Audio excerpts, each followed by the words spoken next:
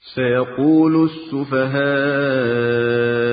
من الناس ما ولاهم عن قبلتهم التي كانوا عليها قل لله المشرق والمغرب يهدي من يشاء إلى صراط مستقيم وكذلك جعلناكم أمة وسطا لتكونوا شهداء على الناس ويكون الرسول عليكم شهيدا وما جعلنا القبلة التي كنت عليها إلا لنعلم من يتبع الرسول ممن ينقلب على عقبيه وإن كانت لكبيرة إلا على الذين هدى الله وما كان الله ليضيع إيمانكم إن الله بالناس لرءوف رحيم قد نرى تقلب وجهك في السماء فلنولينك قبلة ترضاها فول وجهك شطر المسجد الحرام وحيث ما كنتم فولوا وجوهكم شطره وإن الذين أوتوا الكتاب ليعلمون أنه الحق من ربهم وما الله بغافل عما يعملون ولئن أتيت الذين أوتوا الكتاب بكل آية ما تبعوا قبلتك وما أنت بتابع قبلتهم وما بعضهم بتابع قبلة بعض ولئن اتبعت أهواءهم من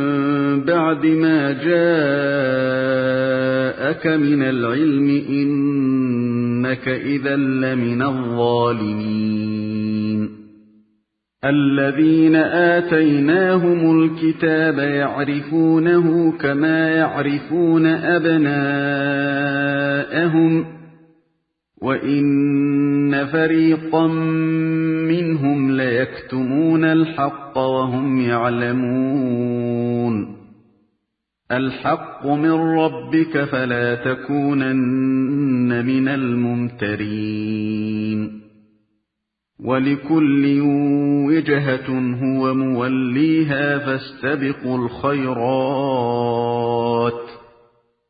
أينما تكونوا يأت بكم الله جميعا إن الله على كل شيء قدير ومن حيث خرجت فول وجهك شطر المسجد الحرام وإنه للحق من ربك وما الله بغافل عما تعملون ومن حيث خرجت فول وجهك شطر المسجد الحرام وحيث ما كنتم فولوا وجوهكم شطره لئلا يكون للناس عليكم حجة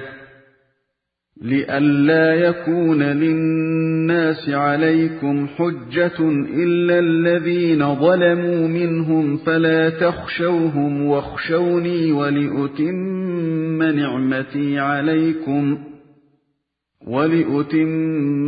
نعمتي عليكم ولعلكم تهتدون كما أرسلنا فيكم رسولا منكم يتلو عليكم آياتنا ويزكيكم ويعلمكم الكتاب والحكمة ويعلمكم ما لم تكونوا تعلمون فاذكروني أذكركم واشكروا لي ولا تكفرون يا أيها الذين آمنوا استعينوا بالصبر والصلاة إن الله مع الصابرين ولا تقولوا لمن يقتل في سبيل الله أموات بل أحياء ولكن لا تشعرون ولنبلونكم بشيء من الخوف والجوع ونقص من الأموال والأنفس والثمرات وبشر الصابرين الذين إذا أصابتهم مصيبة قالوا إنا لله وإنا إليه راجعون أولئك عليهم صلوات من ربهم ورحمة وأولئك هم المهتدون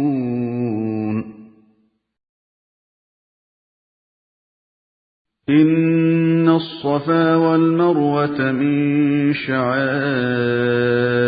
الله فمن حج البيت أو اعتمر فلا جناح عليه أن يطوف بهما ومن تطوع خيرا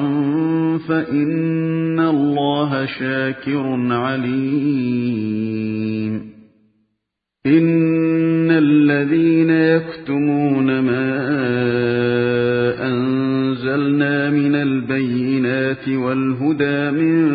بعد ما بيناه للناس في الكتاب أولئك يلعنهم الله ويلعنهم اللاعنون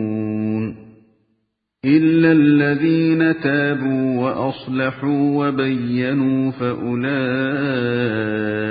أتوب عليهم وأنا التواب الرحيم إن الذين كفروا وماتوا وهم كفار أولئك عليهم لعنة الله والملائكة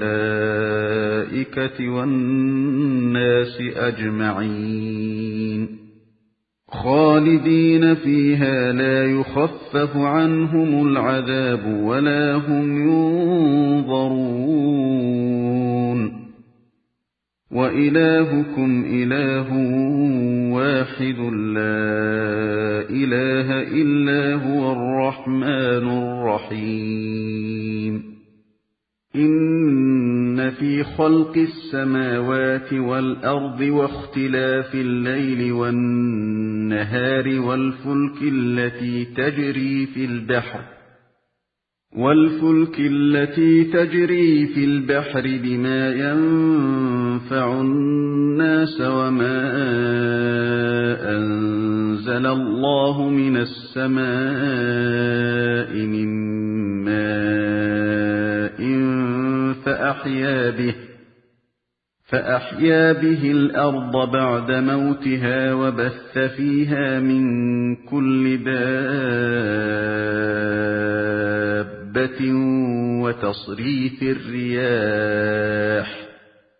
وتصريف الرياح والسحاب المسخر بين السماء والأرض لآيات لقوم يعقلون ومن الناس من يتخذ من دون الله أندادا يحبونهم كحب الله وَالَّذِينَ آمَنُوا أَشَدُّ حُبًّا لِّلَّهِ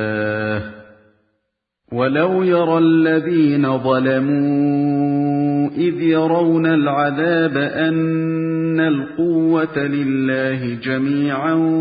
وَأَنَّ اللَّهَ شَدِيدُ الْعَذَابِ إِذْ تَبَرَّأَ الَّذِينَ اتُّبِعُوا مِنَ الَّذِينَ اتَّبَعُوا وَرَأَوُا الْعَذَابَ وَتَقَطَّعَتْ بِهِمُ الْأَسْبَابُ وَقَالَ الَّذِينَ اتَّبَعُوا لَوْ أَنَّ لَنَا كَرَّةً فَنَتَبَرَّأَ مِنْهُمْ كَمَا تَبَرَّءُوا مِنَّا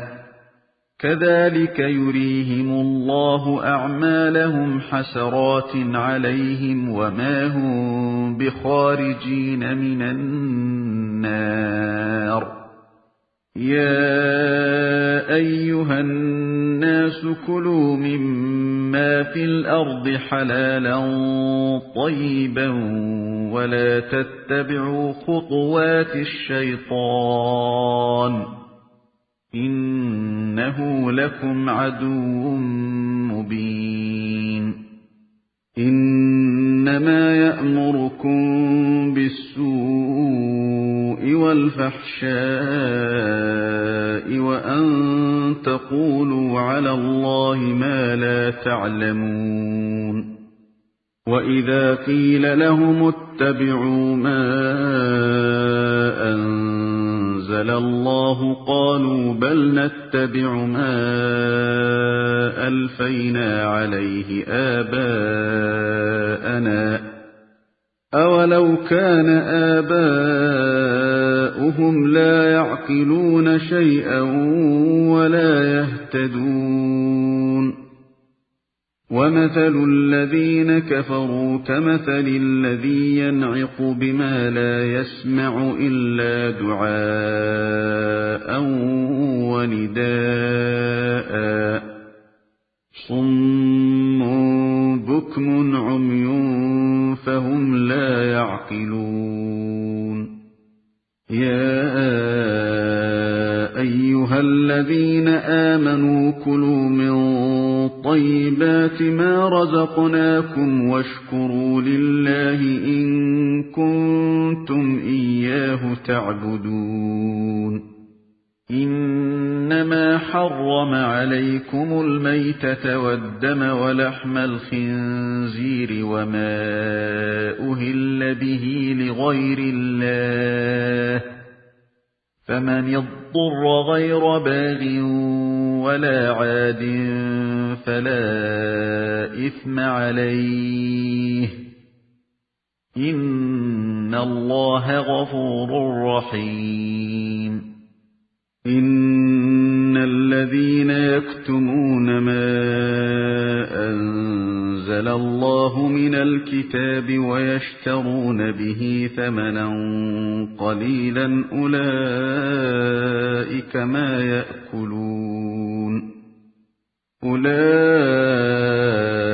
مَا يَأْكُلُونَ فِي بُطُونِهِمْ إِلَّا النَّارَ وَلَا يُكَلِّمُهُمُ اللَّهُ يَوْمَ الْقِيَامَةِ وَلَا يُزَكِّيهِمْ وَلَهُمْ عَذَابٌ أَلِيمٌ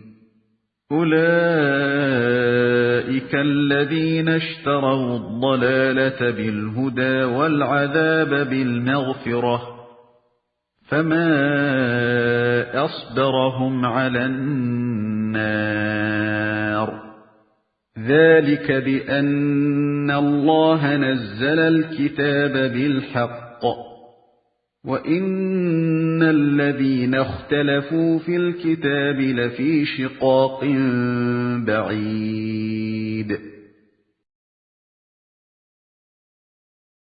لَيْسَ الْبِرَّ أَن تُوَلُّوا وُجُوهَكُمْ قِبَلَ الْمَشْرِقِ وَالْمَغْرِبِ وَلَكِنَّ الْبِرَّ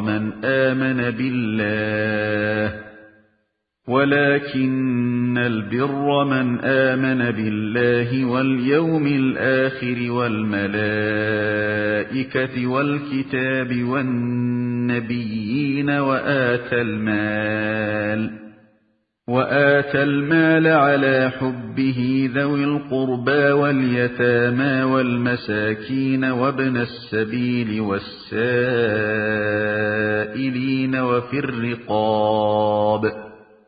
وفي الرقاب وأقام الصلاة وآتى الزكاة والموفون بعهدهم إذا عاهدوا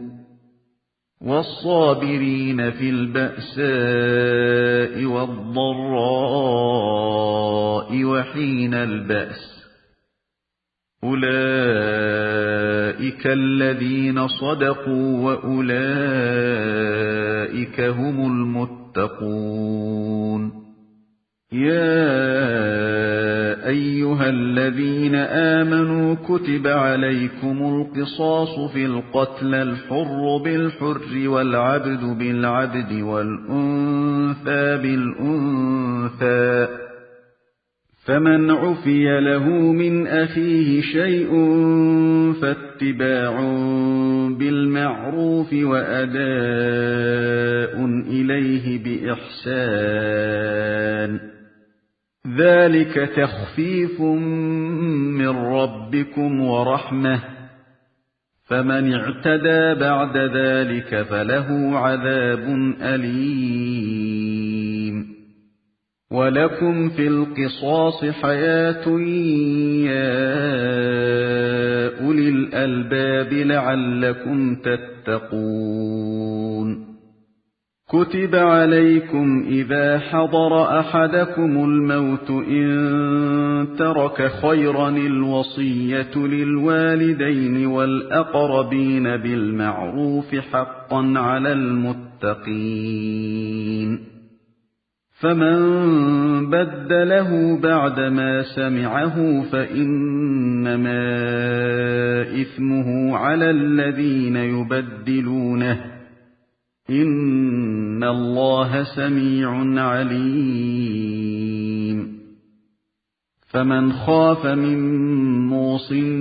جنفا أو إثما فأصلح بينهم فلا إثم عليه إن الله غفور رحيم يا أيها الذين آمنوا كتب عليكم الصيام كما كتب على الذين من قبلكم لعلكم تتقون أياما معدودات فمن كان منكم مريضا أو على سفر فعدة من أيام أخر وعلى الذين يطيقونه فدية طعام مسكين فمن تطوع خيرا فهو خير له وأن تصوموا خير لكم إن كنتم تعلمون شهر رمضان الذي أنزل فيه القرآن هدى للناس وبينات من الهدى والفرقان فمن شهد منكم الشهر فليصمه ومن كان مريضا أو على سفر فعدة من أيام أخر يريد الله بكم اليسر ولا يريد بكم العسر ولتكملوا العدة ولتكبروا الله على ما هداكم ولعلكم تشكرون وإذا سألك عبادي عني فإني قريب أجيب دعوة الداع إذا دعان فليستجيبوا لي وليؤمنوا بي لعلهم يرشدون أحل لكم ليلة الصيام الرفث إلى نسائكم هن لباس لكم وأنتم لباس لهن علم الله أنكم كنتم تختانون أنفسكم فتاب عليكم وعفى عنكم فالآن باشروهن وابتغوا ما كتب الله لكم وكلوا واشربوا حتى يتبين لكم الخيط الأبيض من الخيط الأسود من الفجر ثم أتموا الصيام إلى الليل ولا تباشروهن وأنتم عاكفون في المساجد تلك حدود الله فلا تقربوها كذلك يبين الله آياته للناس لعلهم يتقون ولا تأكلوا أموالكم بينكم بالباطل وتدلوا بها إلى الحكام لتأكلوا فريقا من أموال الناس بالإثم وأنتم تعلمون يسألونك عن الأهلة قل هي مواقيت للناس والحج وليس البر بأن تأتوا البيوت من ظهورها ولكن البر من اتقى وأتوا البيوت من أبوابها واتقوا الله لعلكم تفلحون وقاتلوا في سبيل الله الذين يقاتلونكم ولا تعتدوا إن الله لا يحب المعتدين وقتلوهم حيث ثقفتموهم وأخرجوهم من حيث أخرجوكم والفتنة أشد من القتل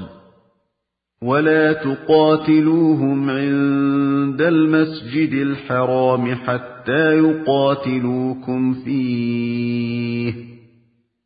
فإن قاتلوكم فاقتلوهم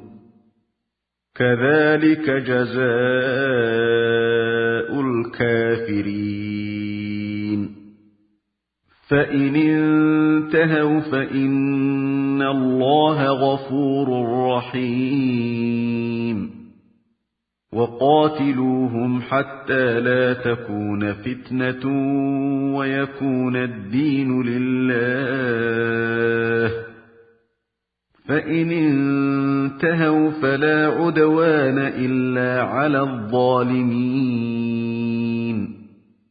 الشهر الحرام بالشهر الحرام والحرمات قصاص فمن اعتدى عليكم فاعتدوا عليه بمثل ما اعتدى عليكم واتقوا الله واعلموا أن الله مع المتقين وأنفقوا في سبيل الله ولا تلقوا بأيديكم إلى التهلكة وأحسنوا إن الله يحب المحسنين وأتموا الحج والعمرة لله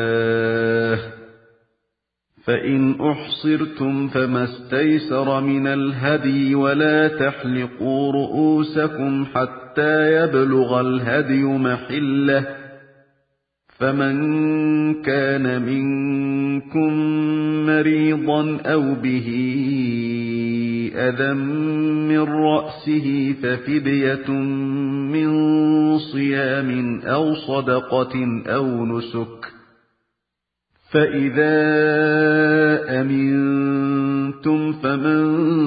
تمتع بالعمرة إلى الحج فما استيسر من الهدي، فمن لم يجد فصيام 3 أيام في الحج و7 إذا رجعتم، تلك 10 كاملة، ذلك لمن لم يكن أهله حاضر المسجد الحرام. واتقوا الله واعلموا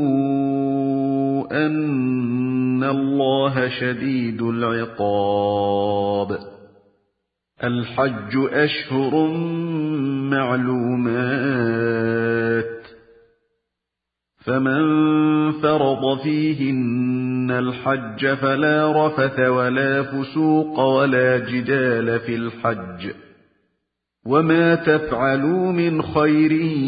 يعلمه الله، وتزودوا فإن خير الزاد التقوى،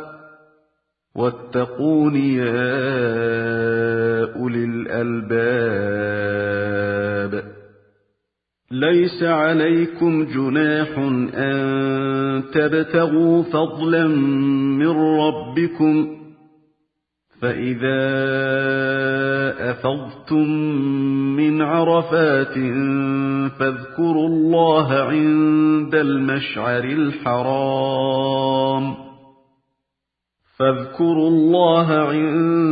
المشعر الحرام واذكروه كما هداكم وإن كنتم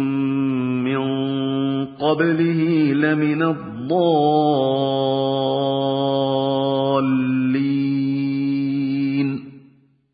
ثم أفيضوا من حيث أفاض الناس واستغفروا الله، إن الله غفور رحيم. فإذا قضيتم مناسككم فاذكروا الله كذكركم آباءكم أو أشد ذكرا، فمن الناس من يقول ربنا آتنا في الدنيا وما له في الآخرة من خلاق، ومنهم من يقول ربنا آتنا في الدنيا حسنة وفي الآخرة حسنة وقنا عذاب النار. أولئك لهم نصيب مما كسبوا، والله سريع الحساب. واذكروا الله في أيام معدودات، فمن تعجل في يومين فلا إثم عليه، ومن تأخر فلا إثم عليه لمن اتقى. واتقوا الله واعلموا أنكم إليه تحشرون. ومن الناس من يعجبك قوله في الحياة الدنيا ويشهد الله على ما في قلبه وهو ألد الخصام. وإذا تولى سعى في الأرض ليفسد فيها ويهلك الحرث والنسل، والله لا يحب الفساد. وإذا قيل له اتق الله أخذته العزة بالإثم فحسبه جهنم، ولبئس المهاد. ومن الناس من يشري نفسه ابتغاء مرضات الله، والله رءوف بالعباد يا أيها الذين آمنوا ادخلوا في السلم كافة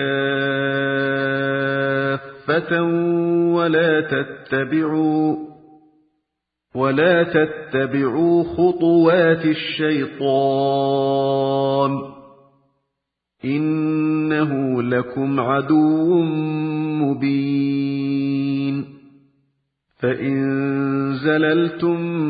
من بعد ما جاءتكم البينات فاعلموا أن الله عزيز حكيم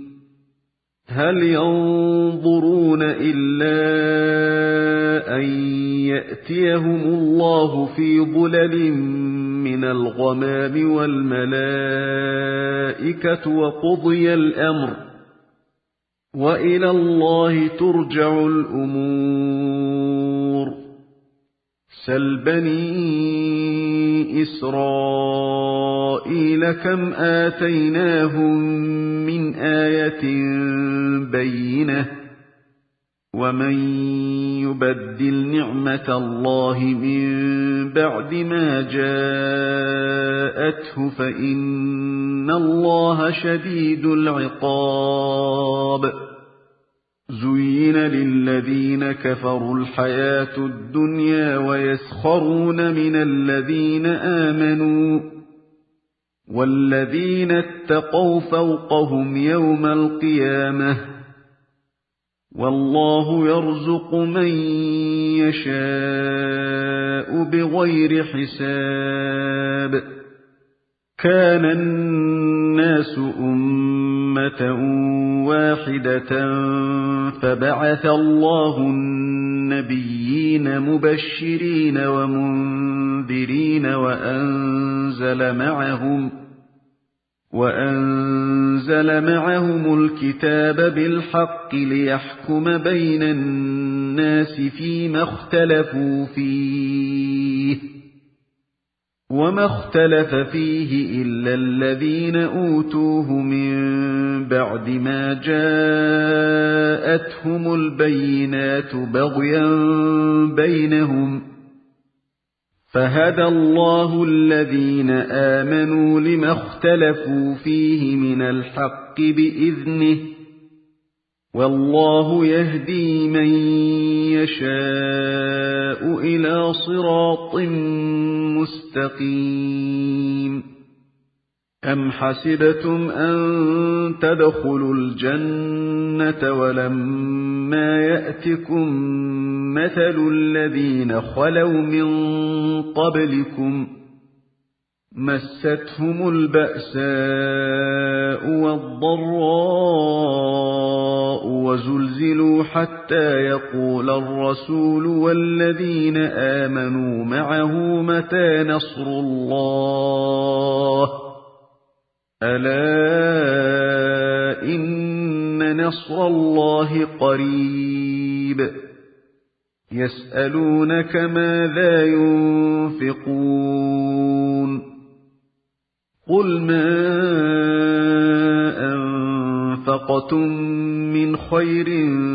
فللوالدين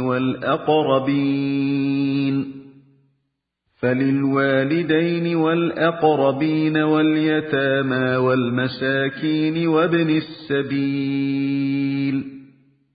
وما تفعلوا من خير فإن الله به عليم كتب عليكم القتال وهو كره لكم وعسى أن تكرهوا شيئا وهو خير لكم وعسى أن تحبوا شيئا وهو شر لكم والله يعلم وأنتم لا تعلمون يسألونك عن الشهر الحرام قتال فيه قل قتال فيه كبير وصد عن سبيل الله وكفر به والمسجد الحرام وإخراج أهله منه أكبر عند الله والفتنة أكبر من القتل ولا يزالون يقاتلونكم حتى يردوكم عن دينكم إن استطاعوا ومن يرتدد منكم عن دينه فيمت وهو كافر فأولئك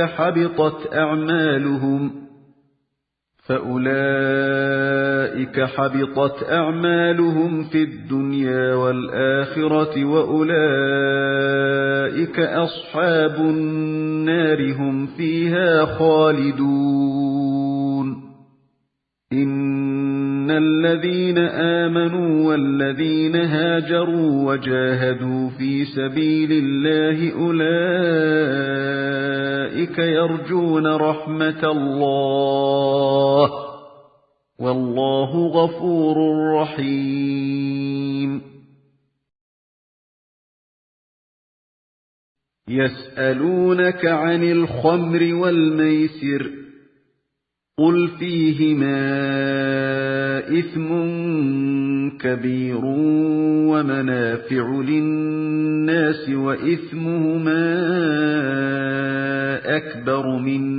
نفعهما ويسألونك ماذا ينفقون قل العفو كذلك يبين الله لكم الآيات لعلكم تتفكرون في الدنيا والآخرة ويسألونك عن اليتامى قل إصلاح لهم خير وإن تخالطوهم فإخوانكم والله يعلم المفسد من المصلح ولو شاء الله لأعنتكم إن الله عزيز حكيم ولا تنكحوا المشركات حتى يؤمنن ولأمة مؤمنة خير من مشركة ولو أعجبتكم ولا تنكحوا المشركين حتى يؤمنوا ولعبد مؤمن خير من مشرك ولو أعجبكم أولئك يدعون إلى النار والله يدعو إلى الجنة والمغفرة بإذنه ويبين آياته للناس لعلهم يتذكرون ويسألونك عن المحيض قل هو أذى فاعتزلوا النساء في المحيض ولا تقربوهن حتى يطهرن فإذا تطهرن فأتوهن من حيث أمركم الله إن الله يحب التوابين ويحب المتطهرين نساؤكم حرث لكم فأتوا حرثكم أنى شئتم وقدموا لأنفسكم واتقوا الله واعلموا أنكم ملاقوه وبشر المؤمنين ولا تجعلوا الله عرضة لأيمانكم أن تبروا وتتقوا وتصلحوا بين الناس والله سميع عليم لا يؤاخذكم الله باللغو في أيمانكم ولكن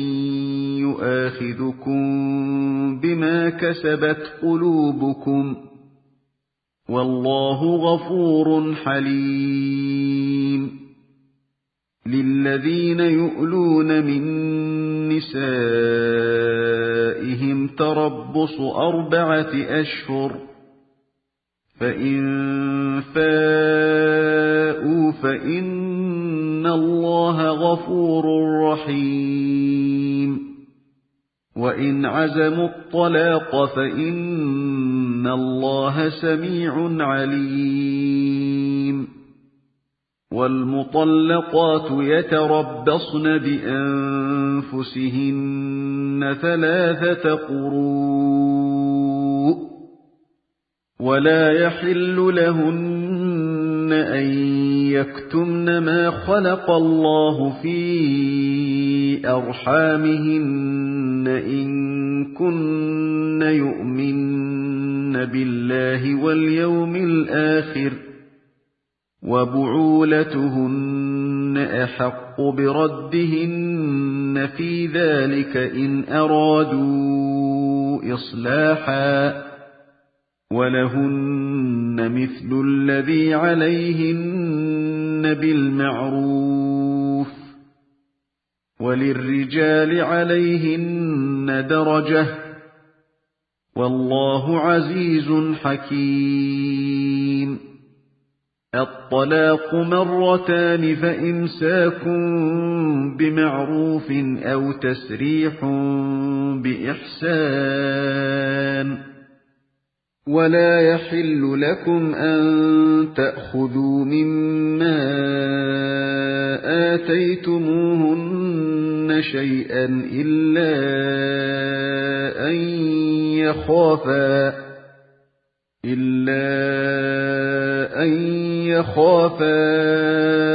ألا يقيما حدود الله فإن خفتم ألا يقيما حدود الله فلا جناح عليهما فيما افتدت به تلك حدود الله فلا تعتدوها ومن يتعد حدود الله فأولئك هم الظالمون فإن طلقها فلا تحل له من بعد حتى تنكح زوجا غيره فإن طلقها فلا جناح عليهما أن يتراجعا إن ظنا أن يقيما حدود الله وتلك حدود الله يبينها لقوم يعلمون وإذا طلقتم النساء فبلغن أجلهن فأمسكوهن بمعروف أو سرحوهن بمعروف ولا تمسكوهن ضرارا لتعتدوا ومن يفعل ذلك فقد ظلم نفسه ولا تتخذوا آيات الله هزوا واذكروا نعمة الله عليكم وما أنزل عليكم من الكتاب والحكمة يعظكم به واتقوا الله واعلموا أن الله بكل شيء عليم وإذا طلقتم النساء فبلغن أجلهن فلا تعضلوهن أن ينكحن أزواجهن إذا تراضوا بينهم بالمعروف ذلك يوعظ به من كان منكم يؤمن بالله واليوم الآخر ذلكم أزكى لكم وأطهر والله يعلم وأنتم لا تعلمون والوالدات يرضعن أولادهن حولين كاملين لمن أراد أن يتم الرضاعة وعلى المولود له رزقهن وكسوتهن بالمعروف لا تكلف نفس إلا وسعها لا تضار والدة بولدها ولا مولود له بولده وعلى الوارث مثل ذلك فإن أرادا فصالا عن تراض منهما وتشاور فلا جناح عليهما وإن أردتم أن تسترضعوا أولادكم فلا جناح عليكم إذا سلمتم ما آتيتم بالمعروف واتقوا الله واعلموا أن الله بما تعملون بصير والذين يتوفون منكم ويذرون أزواجا يتربصن بأنفسهن 4 أشهر وعشرا فإذا بلغن أجلهن فلا جناح عليكم فيما فعلن في أنفسهن بالمعروف والله بما تعملون خبير ولا جناح عليكم فيما عرضتم به من خطبة النساء أو أكننتم في أنفسكم علم الله أنكم ستذكرونهن ولكن لا تواعدوهن سرا إلا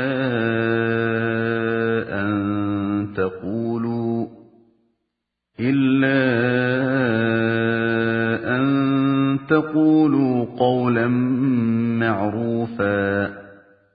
ولا تعزموا عقدة النكاح حتى يبلغ الكتاب أجله واعلموا أن الله يعلم ما في أنفسكم فاحذروه واعلموا أن الله غفور حليم لا جناح عليكم إن طلقتم النساء ما لم تمسوهن أو تفرضوا لهن فريضة ومتعوهن على الموسع قدره وعلى المقتر قدره متاعا بالمعروف حقا على المحسنين وإن طلقتموهن من قبل أن تمسوهن وقد فرضتم لهن فريضة فنصف ما فرضتم إلا أن يعفون أو يعفو الذي بيده عقدة النكاح وأن تعفوا أقرب للتقوى ولا تنسوا الفضل بينكم إن الله بما تعملون بصير حافظوا على الصلوات والصلاة الوسطى وقوموا لله قانتين فإن خفتم فرجالا أو ركبانا فإذا أمنتم فاذكروا الله كما علمكم ما لم تكونوا تعلمون والذين يتوفون منكم ويذرون أزواجا وصية لأزواجهم متاعا إلى الحول غير إخراج فإن خرجن فلا جناح عليكم فيما فعلن في أنفسهن من معروف والله عزيز حكيم وللمطلقات متاع بالمعروف حقا على المتقين كذلك يبين الله لكم آياته لعلكم تعقلون ألم تر إلى الذين خرجوا من ديارهم وهم ألوف حذر الموت فقال لهم الله موتوا ثم أحياهم إن الله لذو فضل على الناس ولكن أكثر الناس لا يشكرون وقاتلوا في سبيل الله واعلموا أن الله سميع عليم من ذا الذي يقرض الله قرضا حسنا فيضاعفه له أضعافا كثيرة والله يقبض ويبسط وإليه ترجعون ألم تر إلى الملأ من بني إسرائيل من بعد موسى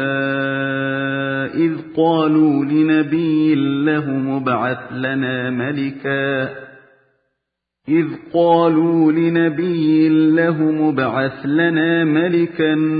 نقاتل في سبيل الله قال هل عسيتم إن كتب عليكم القتال ألا تقاتلوا قالوا وما لنا ألا نقاتل في سبيل الله وقد أخرجنا من ديارنا وأبنائنا فلما كتب عليهم القتال تولوا إلا قليلا منهم والله عليم بالظالمين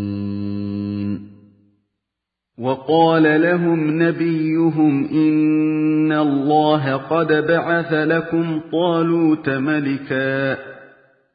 قالوا أنى يكون له الملك علينا ونحن أحق بالملك منه ولم يؤت سعة من المال قال إن الله اصطفاه عليكم وزاده بسطة في العلم والجسم والله يؤتي ملكه من يشاء والله واسع عليم وقال لهم نبيهم إن آية ملكه أن يأتيكم التابوت فيه سكينة من ربكم وبقية مما ترك آل موسى وآل هارون تحمله الملائكة إن في ذلك لآية لكم إن كنتم مؤمنين فَلَمَّا فَصَلَ طَالُوتُ بِالْجُنُودِ قَالَ إِنَّ اللَّهَ مُبْتَلِيكُم بِنَهَرٍ فَمَن شَرِبَ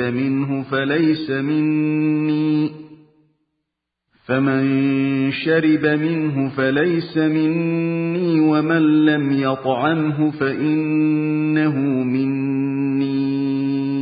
إِلَّا مَنِ اغْتَرَفَ غُرْفَةً بِيَدِهِ فَشَرِبُوا مِنْهُ إِلَّا قَلِيلًا مِّنْهُمْ فَلَمَّا جَاوَزَهُ هُوَ وَالَّذِينَ آمَنُوا مَعَهُ قَالُوا لَا طَاقَةَ لَنَا الْيَوْمَ بِجَالُوتَ وَجُنُودِهِ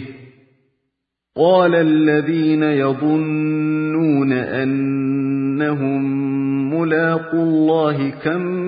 مِّن فِئَةٍ قَلِيلَةٍ غَلَبَتْ فِئَةً كَثِيرَةً بِإِذْنِ اللَّهِ وَاللَّهُ مَعَ الصَّابِرِينَ وَلَمَّا بَرَزُوا لِجَالُوتَ وَجُنُودِهِ قَالُوا رَبَّنَا أَفْرِغْ عَلَيْنَا صَبْرًا وَثَبِّتْ أَقْدَامَنَا وَانصُرْنَا عَلَى الْقَوْمِ الْكَافِرِينَ فَهَزَمُوهُم بِإِذْنِ اللَّهِ وَقَتَلَ دَاوُودُ جَالُوتَ وَآتَاهُ اللَّهُ الْمُلْكَ وَالْحِكْمَةَ وَعَلَّمَهُ مِمَّا يَشَاءُ وَلَوْلَا دَفْعُ اللَّهِ النَّاسَ بَعْضَهُم بِبَعْضٍ لَّفَسَدَتِ الْأَرْضُ وَلَٰكِنَّ اللَّهَ ذُو فَضْلٍ عَلَى الْعَالَمِينَ تِلْكَ آيَاتُ اللَّهِ نَتْلُوهَا عَلَيْكَ بِالْحَقِّ وَإِنَّكَ لَمِنَ الْمُرْسَلِينَ